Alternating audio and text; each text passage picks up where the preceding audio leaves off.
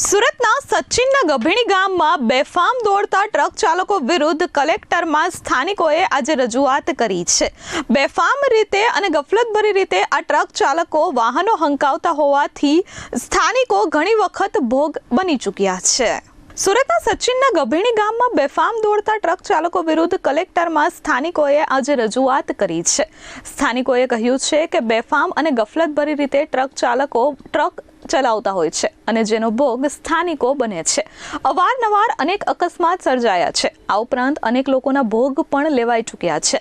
થોડા દિવસો પહેલા જ એક 52 વર્ષના આધેડ રસ્તો પસાર કરી રહ્યા હતા ત્યારે બેફામ દોડતા ટ્રક ચાલકે તેમને અડફેટે લીધા હતા, જેથી તેમનું ઘટના સ્થળે જ મોત નીપજ્યું હતું। આ ઉપરાંત અગાઉ પણ અનેક આવા બનાવો બની ચૂક્યા છે, પરંતુ થોડા દિવસો માટે પોલીસ પણ કામગીરી કરે છે અને પછી જેસે થે વૈસેની સ્થિતિ જોવા મળે છે।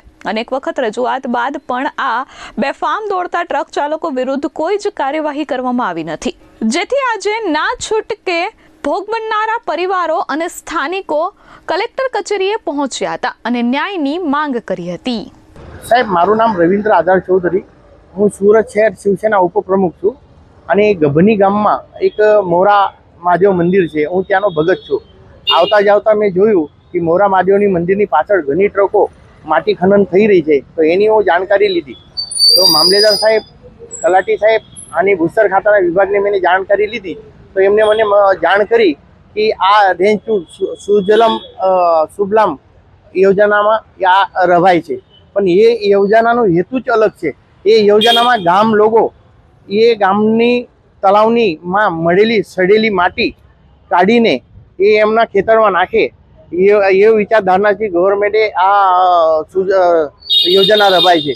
પણ આમાં આ યોજનાના મારફત આ લોકો માટી ખનન કરીને બહાર વેચી રહ્યા છે। ગામના આ યોજના મુજબ ગામના કોઈ પણ વ્યક્તિ આ યોજનાનો લાભ લીધેલ નથી। આ 1 વર્ષથી સતત ખનન ચાલુ છે। મેં એ કલેક્ટરશ્રીને 3 વખત અરજી આપી ચૂક્યો છે, પછી ભૂસ્તર ખાતાને મેં જાણ કરી છે, ફોન માધ્યમથી જાણ કરી છે। એક્સિડન્ટ ત્યાં ગામના ગાયો ભેંસો તળાવમાં ફસી જાય છે, આવર જાવરમાં ડૂબવાનો બી કિસ્સો બન્યો છે। અને અત્યારે 2 દિવસ પહેલા થોડાક દિવસ પહેલા એક ટ્રકમાં એક ગામના વ્યક્તિની મોત થયેલી છે।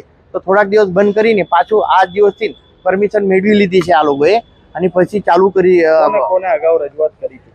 બધા ખાતાને મેં રજૂઆત કરી છે। મારા પાસે આ લગભગ 250 પાનાની સૂચનાની લેટર પેડ પર મેં બધાને જાણ કરી છે એક જિમ્મેદાર વ્યક્તિ તરીકે, પણ આજ સુધી કોઈ પણ જાતની કાર્યવાહી કરવામાં આવતી નથી। ગામ લોકોએ શું ચીમકી આપી? તો ગામ લોકોએ પછી મારો સંપર્ક કરીને મને જાણ કરી, પછી મેં એમને કીધું કે આપણે જઈને સાહેબને રજૂઆત કરીએ। તો આ સાહેબશ્રીને મેં રજૂઆત કરી કે ગામ લોકો આ રીતે પરેશાનમાં છે અને ગામમાં 1 નહીં 15 જેટલા તળાવ છે, મોટા મોટા ઊંડા, જેમાં પાણી વરસાદનું પાણી ભરાઈ જાય પછી કાઢીને પાછું નિકાલ કરીને એ લોકો પાછું ખોદકામ કરે છે। તો આ કઈ રીતે થાય છે? જલ સંપદા યોજના કઈ રીતે રવાય છે?